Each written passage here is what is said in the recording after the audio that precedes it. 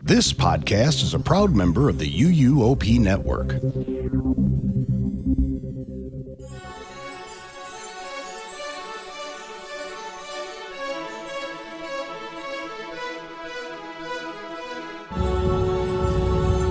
This is episode 714 of the unofficial Universal Orlando podcast for May 13th, 2026.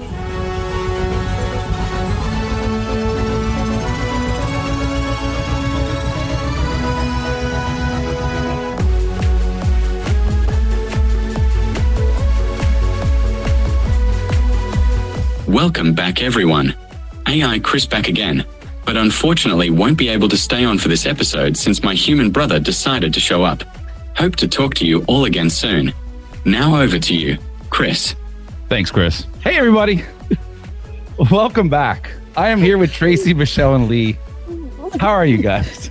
It'd have been funnier if he actually had the same accent as AI Chris. He was slightly Australian. Listen, I had it all set up and it went to That's why it took a little while right now to get it over to my phone. That was brilliant. For anyone who hasn't listened to the last two episodes, have no idea what's going on. Well, shame on you. Go and listen. Yeah. I mean, you should be proud of me for listening. How about that? Seriously? Yeah. Yes. Yeah. We actually just received an email from another podcast regarding our last episode about Dark Universe. There might be a bit of a collab in the works there. I'll just leave that there right now. Interesting.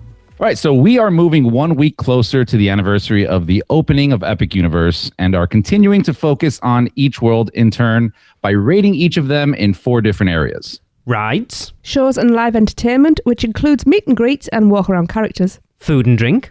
And ambiance, which is everything else. Theming, music, details, lighting, and nighttime and daytime atmosphere. To clarify, we will be rating each area out of 10. And this week, we're going to be looking at How to Train Your Dragon, Isle of Berk. We're going to kick things off with rides. So, yes, Berk has... Well, it's rides and attractions. So we've got 3 plus whatever the kids area is, which I haven't actually been in. But, you know, it's cool that they've got a specific kids area. So let's go through. We've got Hiccups. Hiccups I like, but it's not... I feel like I'm going to get some hate for this land. I've already gone through this in the car on the way home for myself just to get myself in the right headspace. I like Hiccups. It's not what I thought it was going to be. Okay. What did you think it was going to be? I expected it to be... I think when we did our hype list for the Producers Club bonus episode, I had Hiccups in my top 3. I can tell you now it's not in my top 3. Really? I did have issues the first couple of times of riding it, because me personally, if I don't get sat in it correct, that dip under the bridge causes me so much pain. Do you know what will cure that? It digs in the top of my thigh. But do you know what will cure that? Eating loads of mac and cheese cones, because then your thighs get a bit chunky and you don't notice it. But I don't know, I was just expecting more from it. I do like it. I was just expecting a little more from it. And I can't put it into words specifically, but it's okay. Wow. Dragon Racers Rally is exactly what we expected it to be. It's an off-the-shelf sort of flat ride. I've done it once. I wouldn't mind doing it again, but the fact that it's such a slow loader is pretty poor, to be fair. I mean, we only did it on media day because we literally waited like 3 minutes for it. Yeah. I would like to do it again, but because I'm not someone that likes a lot of spinning, it's not something I'm going to do a lot of anyway. And then, thanks to Chris and Alexa for taking one for the team, we got to do Fire Drill last time we were there. And again, very disappointed by it. Well, we were the only people on the entire ride. No, we weren't. There was people on our boat with us. It's just the same complaints that everyone else has had. The streams of water are so weak. Like, I couldn't even hit the targets with mine. Again, a water ride. As I'm getting old, water rides aren't something I'm going to do a ton of because you've got to go in prepped for it. Because we would have got soaked if we hadn't got ponchos on. And I've become that person now of wearing ponchos on rides, which is so bad. I used to hang people over the coals for it, but it's like we did it twice when we were out in October last year on that and then River Adventure. So that was only because we had the ponchos. The fact that it's got sort of 3 rides and an attraction is good because it's more than most of the worlds at Epic, but there's none of them for me that are real top tier. So I'm going to give it a 6. Wow. What, all the rides in total? You're giving a 6? Yeah. Okay. Michelle, why don't you go up? let me start at the bottom. Fire drill, which I have not done. So it's really not fair for me to rank fire drill at all. I think I'm just going to cross that off of my list when I'm thinking of a number. But the other because you have to add that in because there's a reason why you haven't ridden it, and that plays into. I guess that's true. I think that will play into your overall ranking. I guess that's a fair point. Okay, so then why I have not ridden it really only is logistics. Either the wait time was too high and not worth it, in my opinion, when I could have gone and done other things. So there's that. Or I wasn't wanting to possibly get wet at the moment. Whoa. There's better times for that, time and a place. And that was not the time and the place. So because water rides in general are not my fave, I just have not made it a priority to experience that one. And I haven't heard great reviews from other people either, which also puts it on my there are better things to do list. Yeah. You know, the flyers. I actually enjoy that one. It's not quite what I expected it to be. I think like Tracy expected it to be a little bit more thrilling and scary because I thought it was going to be a lot easier to flip, which terrifies me, to be honest. So I didn't necessarily want it to do that, but I thought it was going to be more thrilling than it is. That being said, because it's not scary, I actually enjoy it. Would I wait a long time for it? No. But I usually am with somebody who has either express or a disability pass, which makes it so that we don't have a long wait. So I enjoy that one. And then Hiccup's Wing Gliders, I'm so sad that you said what you said, Lee, because Hiccup's Wing Gliders is one of my top two. It's probably my top 2 rides. Wow. At Epic. Yeah. Probably my number 2 ride. Wow. Yeah. So I love it. I mean, no, it's not scary. It could be thrilling for some, I guess, especially little kids, but it's not scary. I just have absolute 100% childish fun on it. The animatronics are good. It seems to be always working well and it doesn't have a lot of hiccups. Pun intended. It's funny. It's cute. It has an awesome storyline.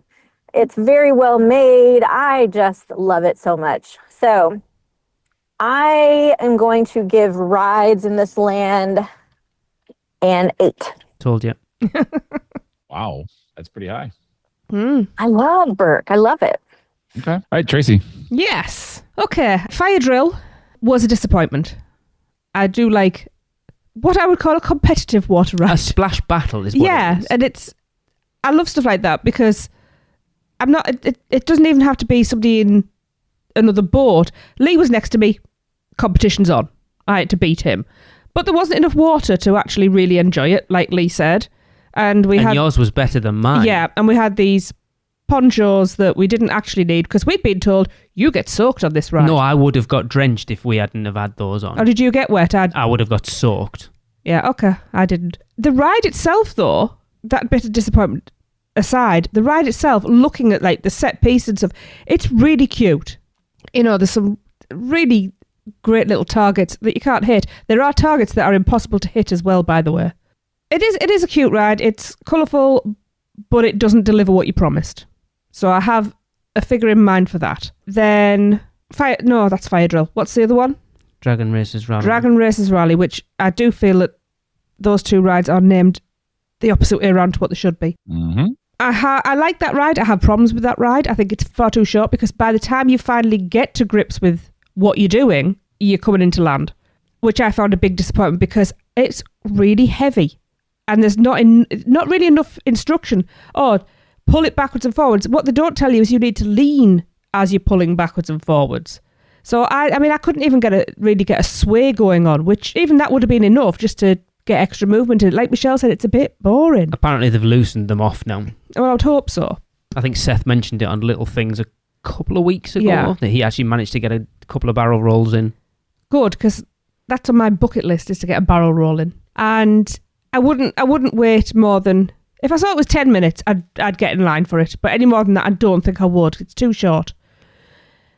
So again, I mean, it's not, apart from the ride vehicles, there's not a lot else to look at apart from the scenery as you're going high up.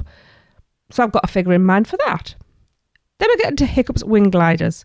I will be divorcing Lee because I am appalled by his review. Disgusting young man. I waited 80 friggin' minutes for that. Yeah, thing that the was a last bit time we much, were but there, and that was enough. We'd had a day where we hadn't got on anything, so it was, we are getting into a line. I love everything about this ride. I mean, you all know, I love my really extreme coasters. And anything that's fast and thrilling and tries to scare the ever-loving bleep out of me, bring it on. Which this ride is not that. And it surprises me how much I like it because of that. But this is a ride that, I mean, even the queue itself is, it's got little cute things to look at as you go around, tells part of the story as you're coming up to the, basically what I call the baked bean cars, because I swear to God that is what is on the side of those trains.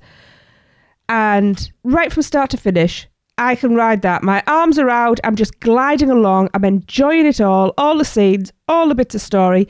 Love when Hiccup gets his wings put on. When Hiccup puts the wings on the train, and off we go to fly. I love this ride. It's an absolute blast. I love the storytelling. I love the soundtrack. It's one of my favourite rides. So I'm the exact polar opposite to Lee. So taking that into account and the others into account, We've still got to take in the fact I am including the kids' play area in this. Oh, there's a kids' play area which we looked at. Yeah, during that's the Viking training camp, right? Yeah. To be honest, we should have gone in on media day because it just looks weird now going in. Adults without children. Oh no, there's plenty of adults. There's plenty of adults in there. Yeah, it's fine. Yeah, but there's kids in there as well. When we went on media day, there'd have been no kids in, so it didn't look anywhere near as weird. I know. I'm just saying it doesn't look weird because I've been in there and it's fine. If it makes you feel better, I think you look weird anywhere. Thank you. Appreciate kids' that. area is fine too. Okay. I do want to get up the top and take some photographs and see the views because that lookout over Berk is like nothing else.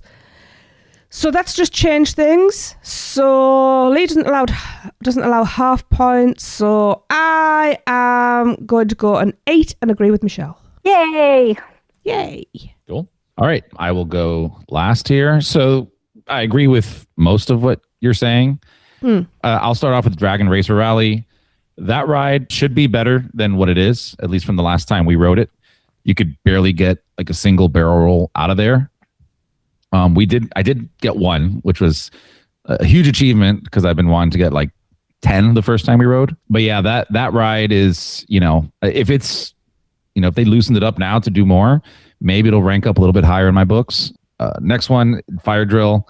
Absolutely hate that ride. Whoa.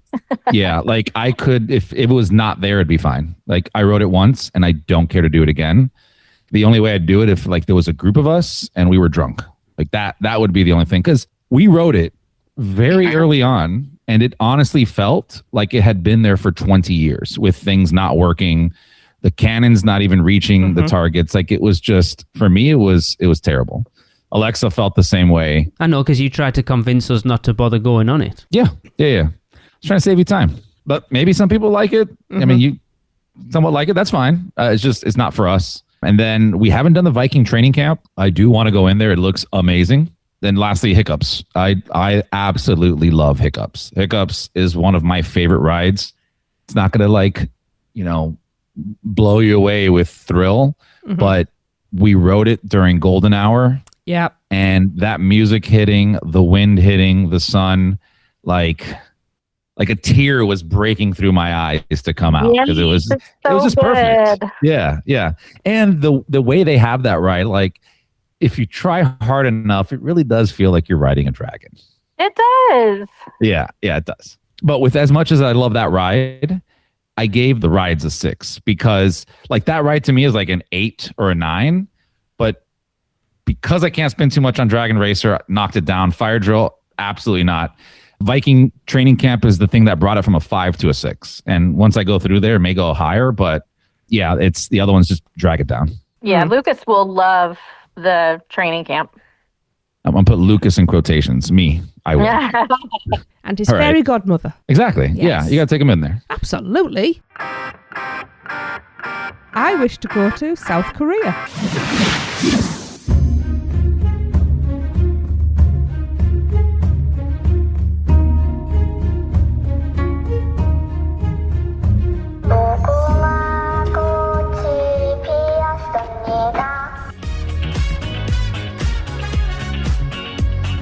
Where can our vacation wizards take you? Just tap the port key at portkeyvacations.com and let the magic begin.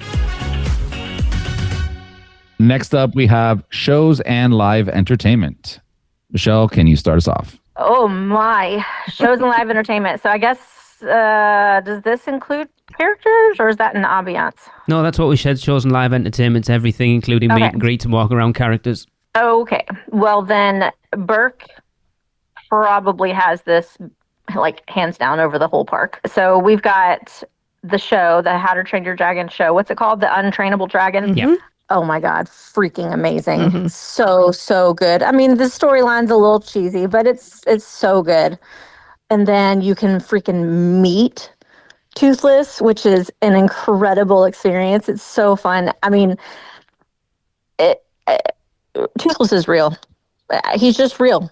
That's when you do that experience, he's real. That's all there is to that. I mean, if you get lucky enough to also meet Stormfly, that's cool. And you meet Astrid and Hiccup or one of the other Vikings who might be there. They're all so good. The walk around characters, hilarious. The crew, the staff, the cast, I guess is the correct term. They're phenomenal actors and actresses. They're so good. There hasn't been one character interaction in that land that hasn't had me cracking up laughing. And then on top of that, some things that they did, but they didn't have to, is all throughout the land, there's animatronic dragons. I mean, there's the baby dragons. I don't know the names of all of them. If Audrey listens to this, she's going to kill me. But the one that blows like the smoke for the ice. Oh, the ice dragon. Yeah, I don't know what that one's called. I would consider that ambiance, though.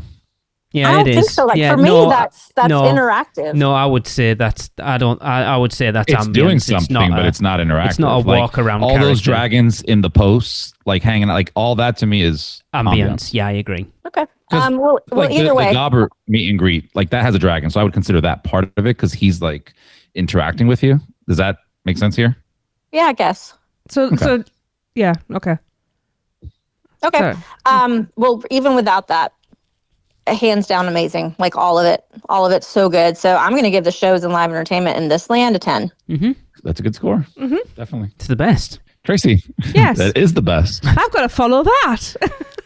I mean, yeah, obviously you start with the Untrainable Dragon, which, yeah, that's a show. That's a show and a half. Yeah. I love that show. Don't ask me to choose between that one and the other one though, because I love them both because they're both amazing shows. But Untrainable Dragon, I sit there and I like to watch the Viking drummers. I like to watch them perform, and you've got what's going on the stage, and there's some really sweet things. And when the gronkles fly across the stage, that's when I get emotional. And I love the animated section of it, telling the tale. That I flipping love. Sorry, I'm clenching my fists and shaking. It's just I love that whole show, and I can't imagine anybody coming out of that show going, "Well, that was," because they're wrong if they ever do. It's a perfect show. Yep. So then, we have the walk around characters. We had the best interaction with.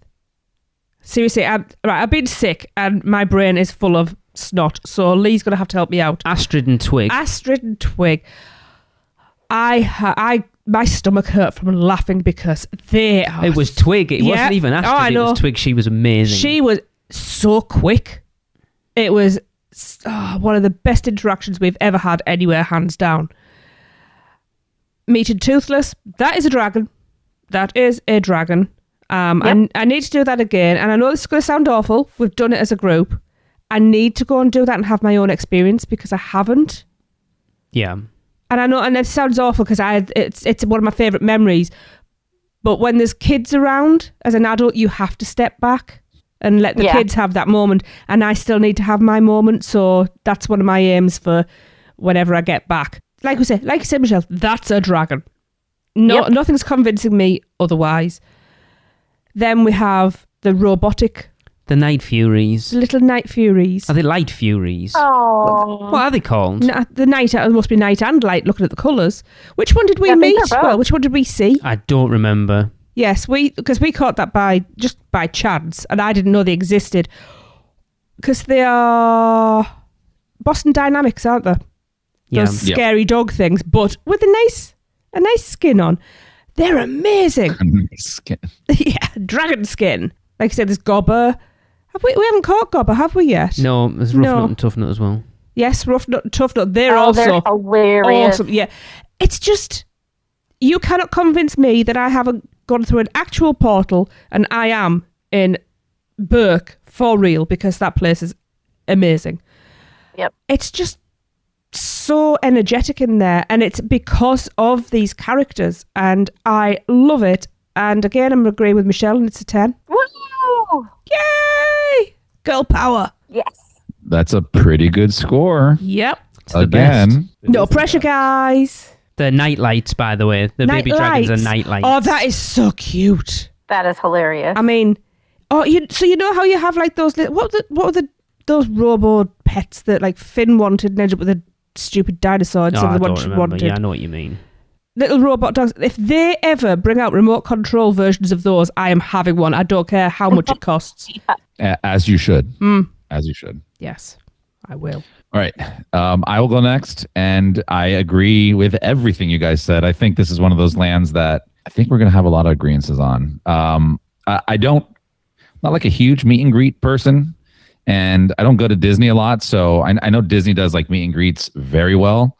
Universal is not up to par with them, I don't think, but this land kills it. Like, I remember we were walking out once, and Rough Nut and Tough Nut were behind us, and they just started yelling at me. Like, they saw Alexa and I talking or whatever, and they started yelling, and I'm like, who the hell's yelling at us?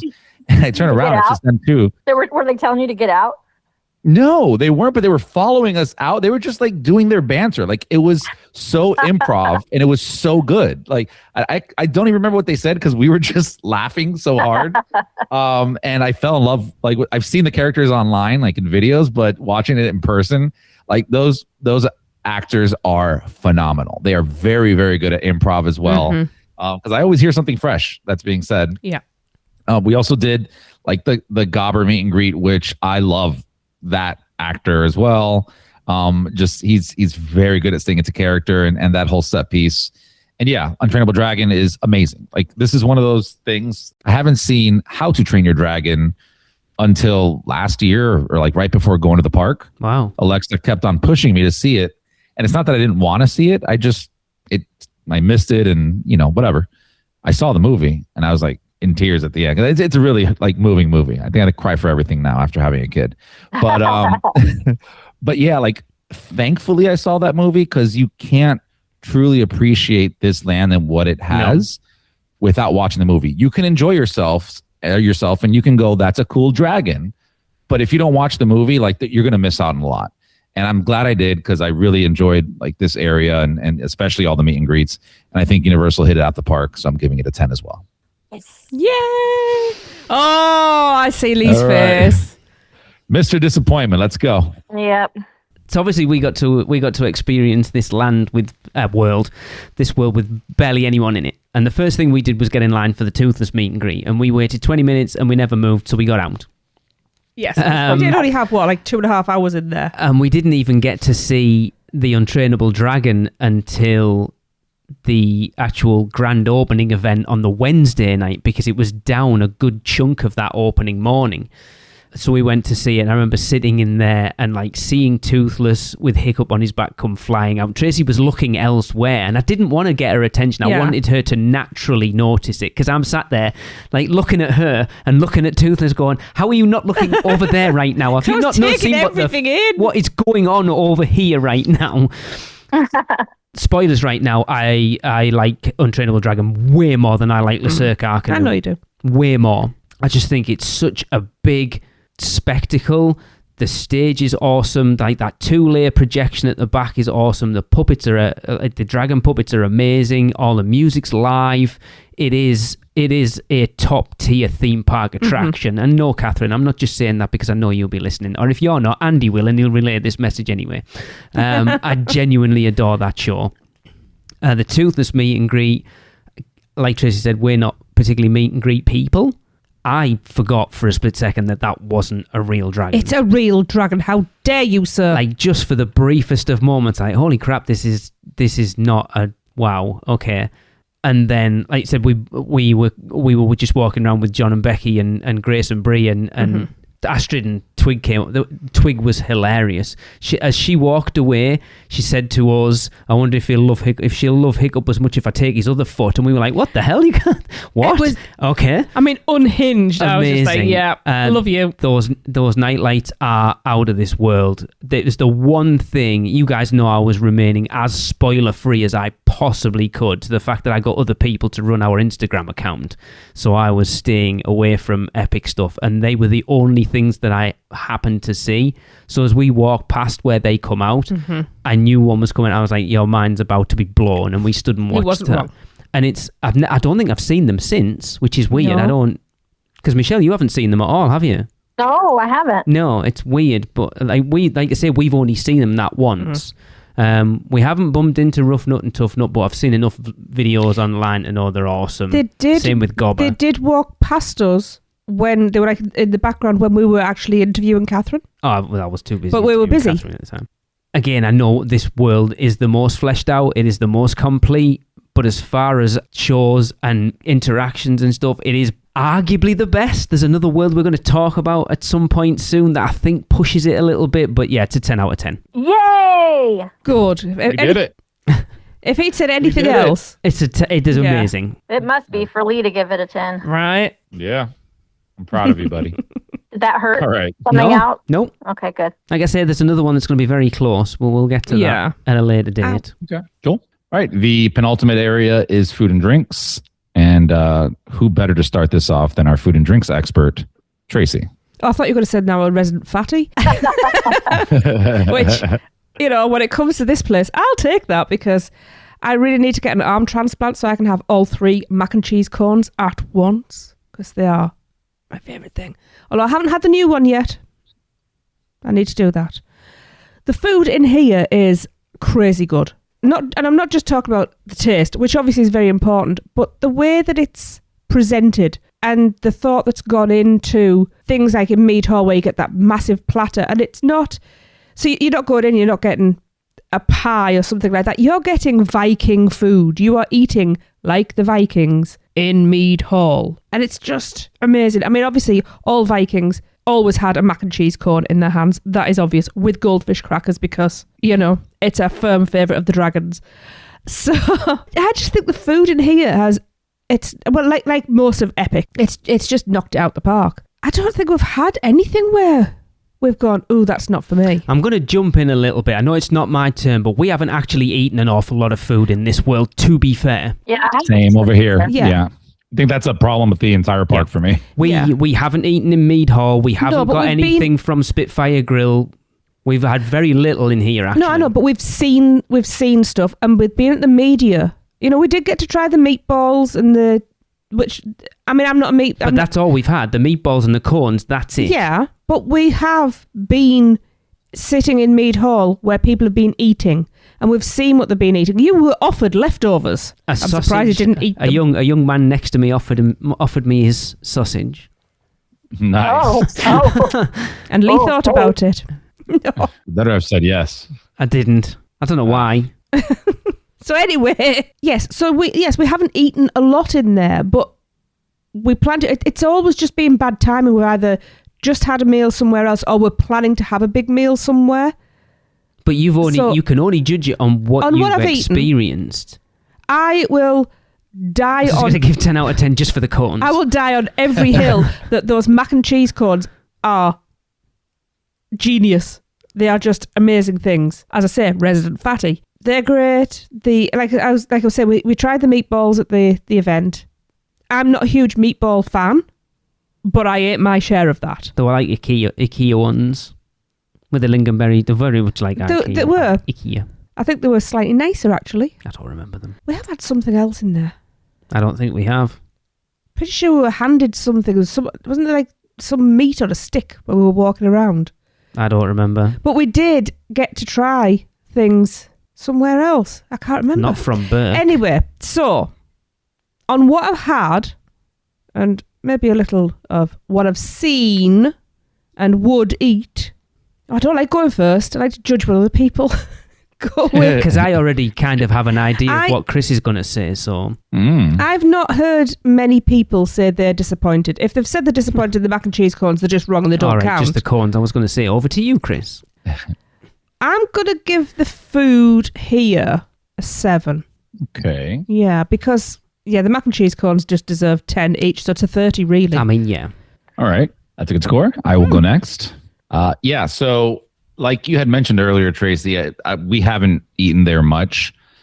There is a lot to eat over there. The place we have been to a couple times at this point is Mead Hall, which you have to go there, right?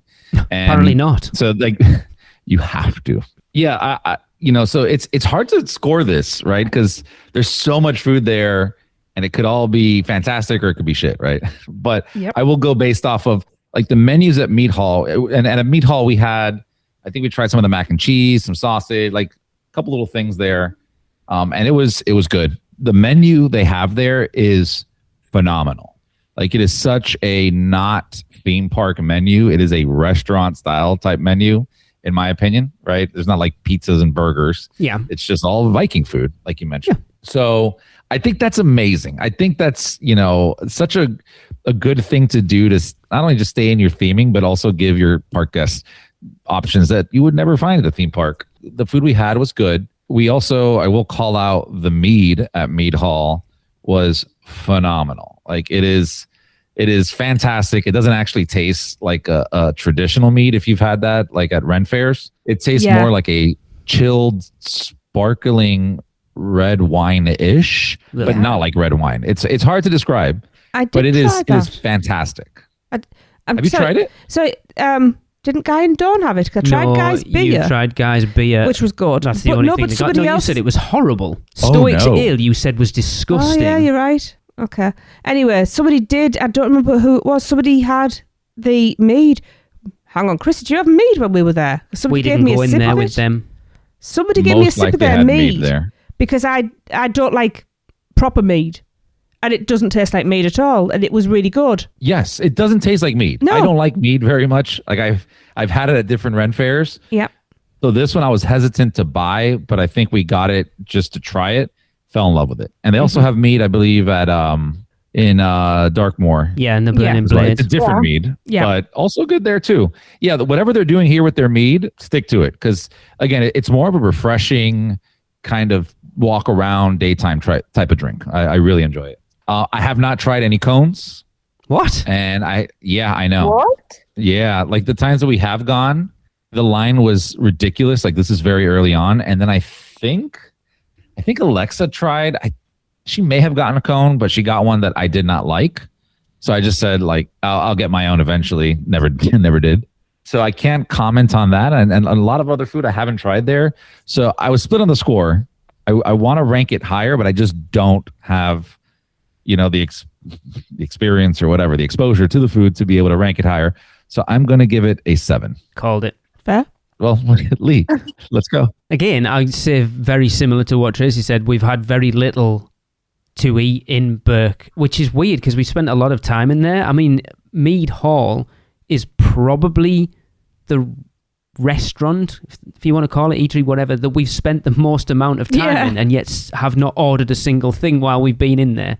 We have had freestyle. Yeah, that's it. I mean, as far as freestyle machines go, actually, it's one of the best Mead locations. Hall's probably the best location on Epic Universe property. It's got some great AC. The cones are phenomenal. I absolutely adore them. They have got rid of the one that was the one I didn't like, the chicken fire, whatever it was. It was a bit, It was the chimichurri on the top. It was too strong for that. The PB&J is the best. The bog standard mac and cheese is really good. I'm really looking forward to at some point trying the new one.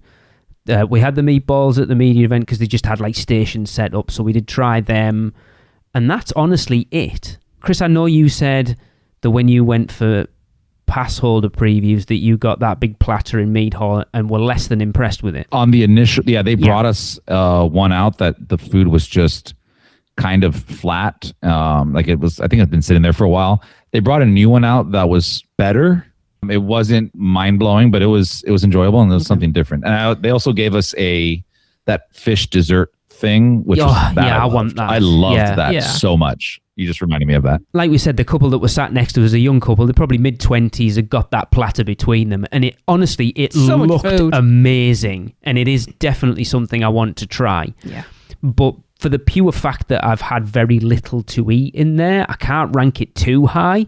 But because of, I would argue the cones are probably my favourite like snack item on property.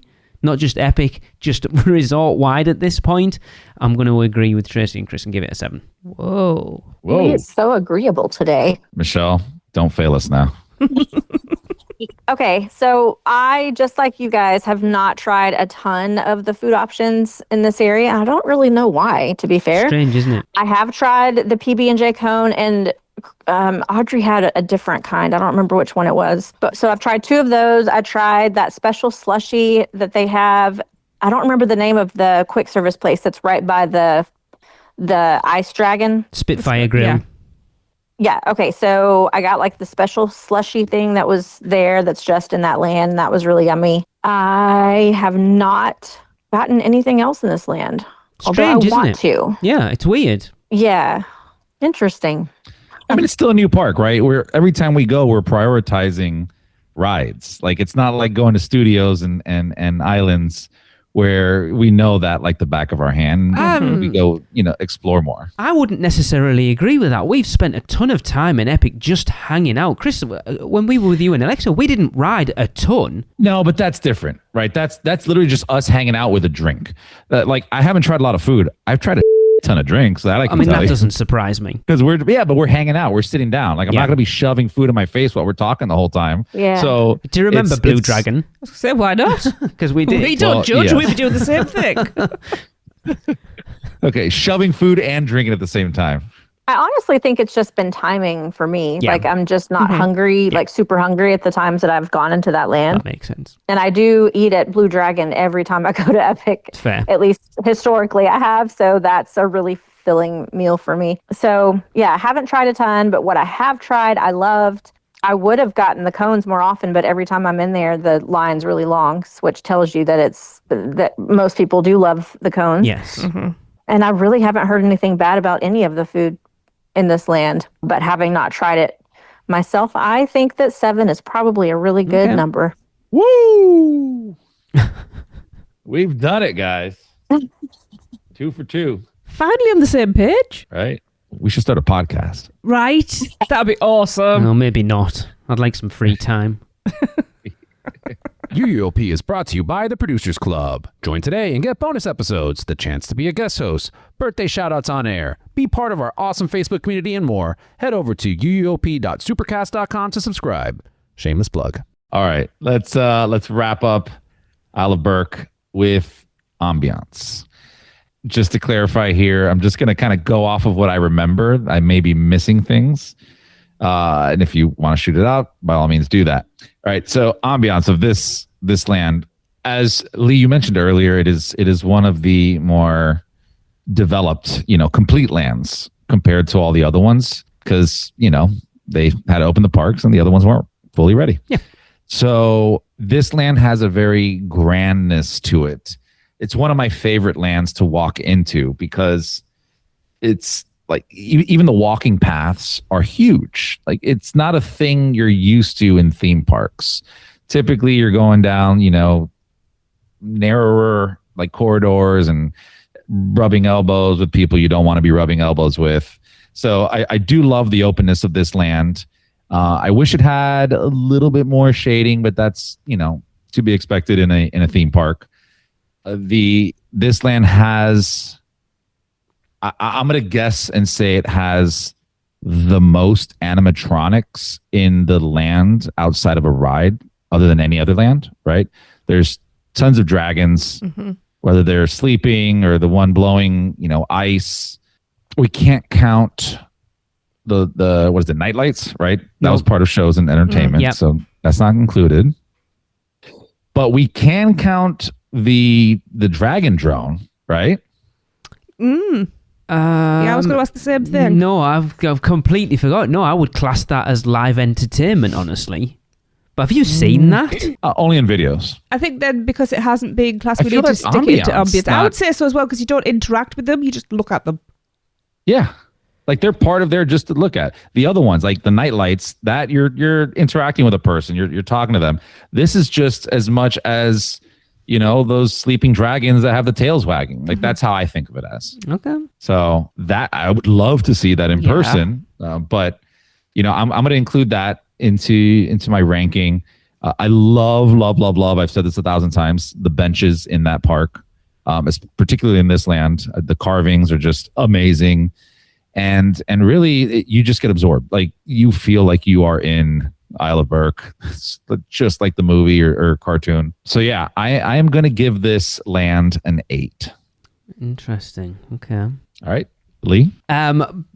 Before I even set foot in this world, I said from the CG fly through and stuff that it looked like Berk. It looked like you were stepping into Berk, and it was the world that I never knew I wanted until they announced it. And the more we started talking about it, the more excited I got about Berk. And it has probably the grandest reveal of that. When you step past that big stone into the big lagoon, I'm a huge fan of like water areas in theme parks with the 2 big stone dragons with the fire and stuff. And it just, the more you walk into it, the more that world opens in front of you. And again, it comes from the fact that we've said it is the most complete world at Epic Universe. But there's so much kinetic energy going on in that world, down to the little details like Chris said with the benches, with if it's a dragon swinging tail or the ice dragon, or there's 2 dragons fighting over a fish, or the sheep, or even like the 2 little interactive things where you turn the wheel and the dragon, just stupid little things like that they didn't have to do, that just add to the overall feeling of it being a real place. I don't think we've spent a lot of time at night, but again, because it's lantern, I think we've only ever been in there once at night, and that was the grand opening night. And we weren't in there very long. No, we went to get a corn. And then we ducked out. Yeah. So I haven't seen it a lot at night, but enough to know that it feels like a Viking village. The lights are the lanterns, and it feels like a real place. I know we were including shops and stuff in there. The shops are all right, to be fair. I don't do a lot of shopping in theme parks anymore as much as I used to, but they fit in with the world that are there. The queues, I know we're not talking about the rides, but the queues, I guess, are kind of part of the theming and the ambience and stuff. They're a bit crappy, to be fair, but it feels like a real place, and I think 8 is a fair shout. Ooh. Oh. All right, yeah. Michelle? Okay.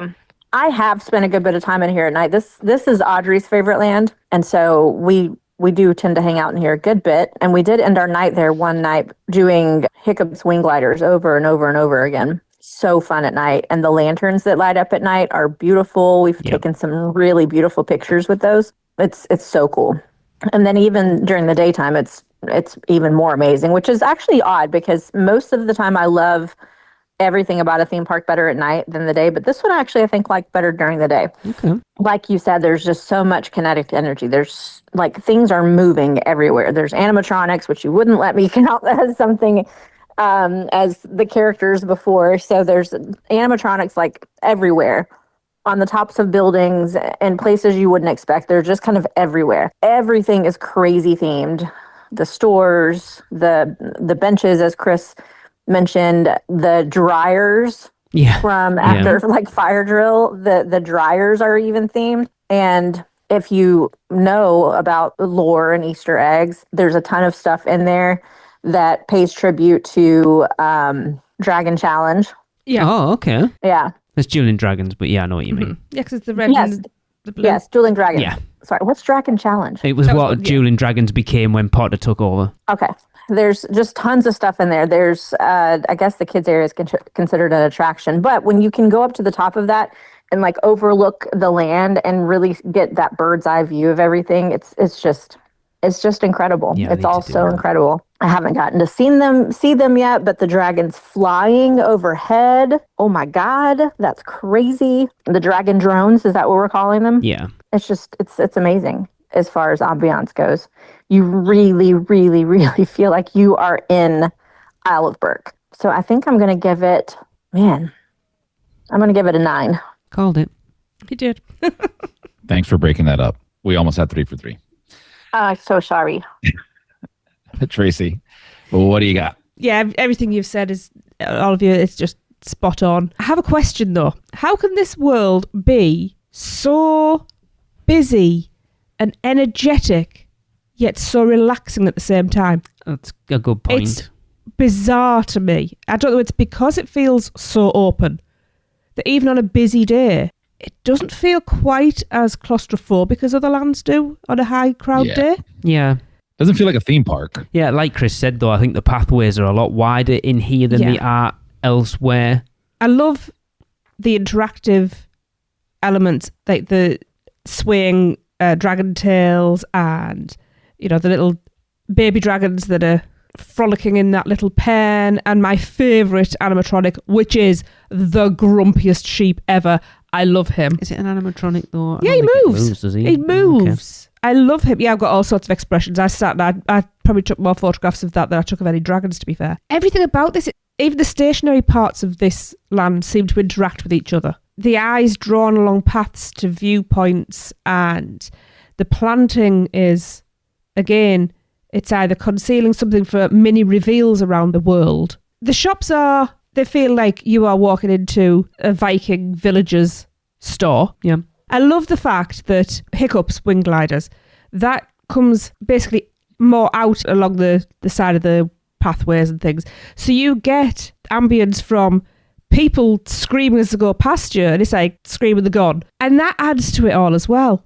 And like you said, the water, after that reveal, and you've got that water, and water is so calming. It's just, the only way I can describe this world is it feels fresh. I don't know whether that makes any sense. It's a comfortable place to be, and I really love it. Like Lee said, it was the world we didn't know we needed. I am going to agree with somebody, and I am giving it a 9. I thought you were going to. Yeah. Okay. That's my girl. Yeah, absolutely. We've got to stick together. Yep. At least we have pairs here. Yeah. So, yeah. Why didn't anyone ask for my rankings? That's because you're not on this episode, AI Chris. Sorry about that. All right. So that is going to give the Isle of Berk a total rating of 130 out of 160. That puts it currently top of our rankings for Epic Universe worlds. Wow. With Berk at 130, Dark Universe at 116, and Celestial Park at 111. Okay. I think that makes sense so far. Yeah. Yep. I kind of expect it to stay there. But Yeah. we'll see, because, you know, we've got wild cards in this group. Mm-hmm. Yeah. All this Isle of Berk talk makes me want to be there right now. Yeah, Right. me We always too. do.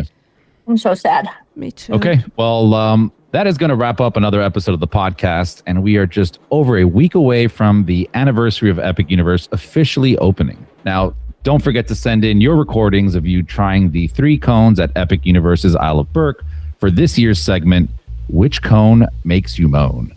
Rating each one out of 5, and send those recordings to podcast@uuopodcast.com. And we will be back next week as we rate Super Nintendo World. Now go, be free. That's the end of another Stella episode of UUOP.